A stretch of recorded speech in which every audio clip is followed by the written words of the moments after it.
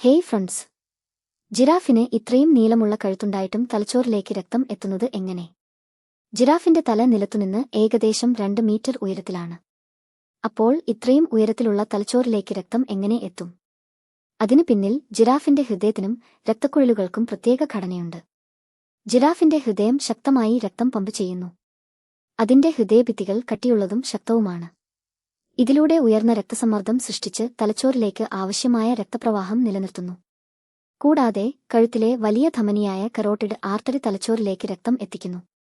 Giraffe തല താഴ്ത്തുമ്പോൾ രക്തസമ്മർദ്ദം പെട്ടെന്ന് കൂടാതിരിക്കാൻ കഴുത്തിലെ രക്തക്കുഴലുകളും പ്രത്യേക വാൽവുകളും സഹായിക്കുന്നു.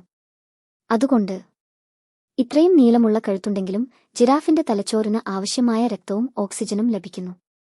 പ്രകൃതി ഒരുക്കിയ അത്ഭുതകരമായ ഒരു സംവിധാനമാണിത്.